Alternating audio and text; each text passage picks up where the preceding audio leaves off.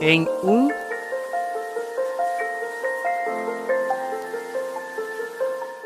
Em 1765, a imperatriz chinesa Nara foi expulsa pelo imperador durante uma turnê pelo sul. Sua queda e morte ocorreram logo depois, e o imperador então começou a apagar sua existência dos livros de história, destruindo e editando registros e retratos dela.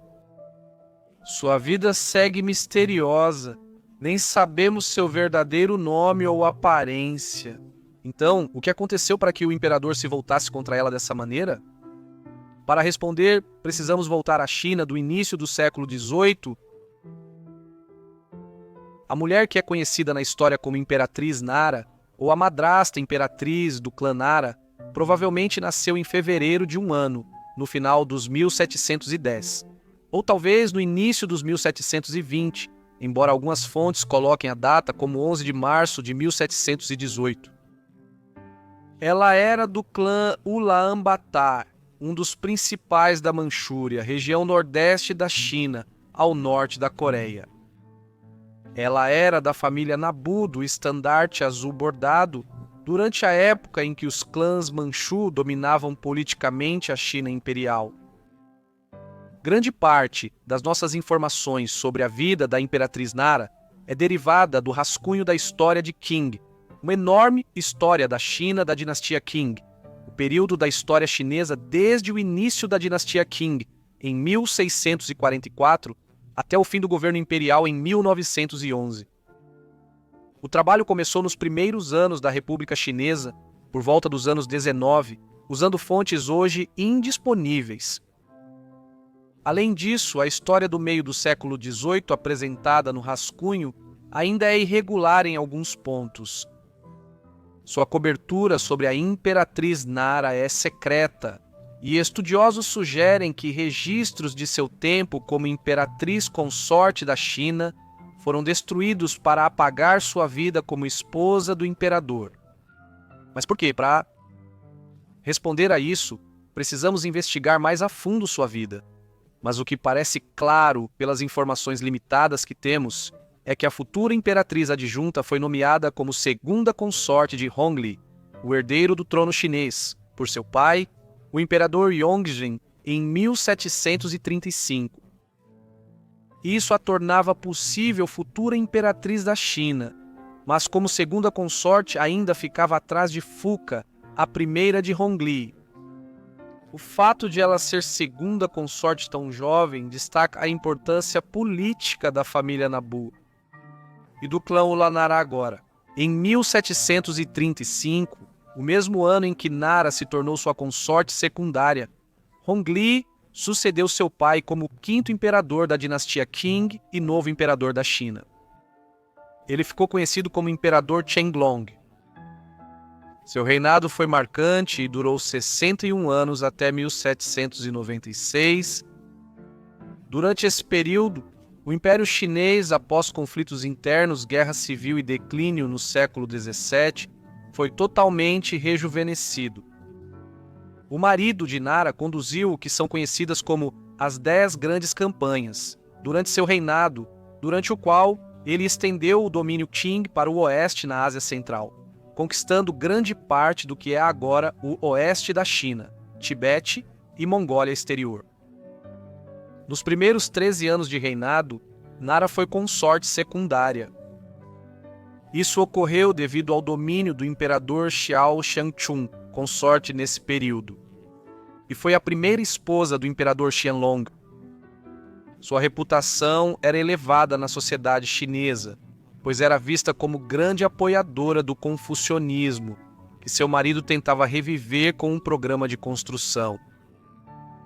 A imperatriz deu à luz a muitos filhos durante os anos de 1730 e 1740 para garantir a dinastia, mas em 1748 ela morreu prematuramente. A causa exata de sua morte é incerta, mas a maioria dos relatos afirma que ela morreu durante uma viagem de barco, possivelmente por afogamento ou por doença. Além disso, um de seus filhos morreu de varíola apenas algumas semanas antes, então a imperatriz pode ter sucumbido à mesma doença. Com a morte da imperatriz Xiao Shenshun Sonara, ela foi promovida de segunda consorte do imperador Shenglong para consorte nobre imperial, cargo abaixo da imperatriz. Isso pode ter ocorrido por sua boa relação com a mãe da imperatriz, a imperatriz viúva Chongqing, que favoreceu a segunda consorte e garantiu que ela recebesse o título de consorte nobre Xiang em 1745. Agora, apenas 3 anos depois, ela inesperadamente se tornou a imperatriz no nome de órbita. Embora o imperador tivesse numerosos herdeiros na época em que Nara ascendeu ao título imperial, ela forneceu mais alguns no início dos anos 1750. Um filho, Yongji, que era o 12º filho do imperador, nasceu em 1752. Uma menina, a quinta dos imperadores, nasceu no ano seguinte, enquanto um outro filho, Yongjing, nasceu em 1756. Não se sabe se esses foram os únicos filhos da imperatriz Nara com o imperador, mas é provável que houvesse outros, possivelmente mortos jovens, ou não registrados por nascerem antes dela se tornar imperatriz em 1750. A imperatriz madrasta, ou Nara, foi imperatriz consorte por 16 anos, de 1750 até 1766. Antes, ela era consorte nobre imperial, já que o imperador, abalado pela morte da esposa, decretou 2 anos de luto. Consequentemente, a principal tarefa da madrasta imperatriz neste momento era supervisionar o harém imperial, e ela não assumiu suas funções oficiais e posição de imperatriz até 1750. Naquele período, suas obrigações ficaram bem mais complexas. Ela era obrigada a acompanhar o imperador em muitas de suas campanhas por toda a China. Muitas dessas eram brutais. O imperador Chenglong liderou campanhas contra o Khanato Zungar da Mongólia Exterior e os tibetanos de Jinshuan. A política do Estado Qing em relação aos Zungar e Qinchuan foi genocida. Os Dzungar foram quase completamente erradicados da Mongólia Exterior e do oeste da China. Dos 600 mil Dzungars, até 30% teriam sido mortos pelas forças do imperador Shenglong em suas campanhas. 40% foram devastados pela varíola, enquanto mais de 150 mil fugiram para o oeste, para o Império Russo. Menos de 100 mil sobreviveram na China Qing. Não se sabe quanto disso Sonara Imperatriz presenciou nas viagens com o imperador, mas certamente percebeu a brutalidade envolvida.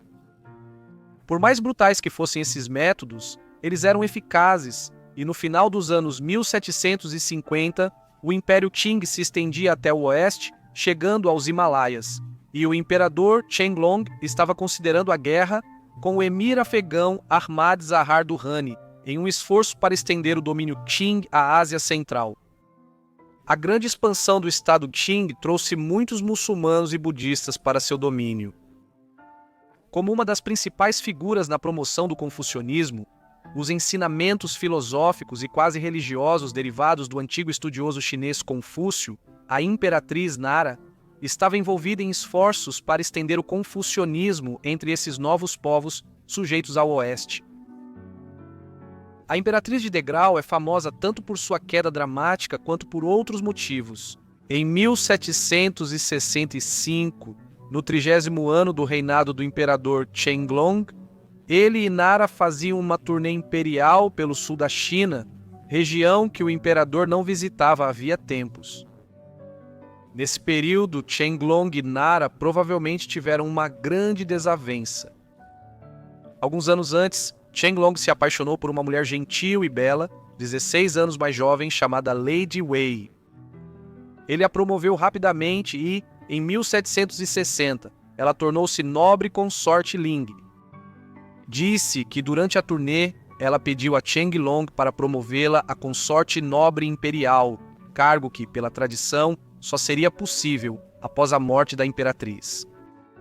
Mesmo assim, o imperador concordou e irritou Nara.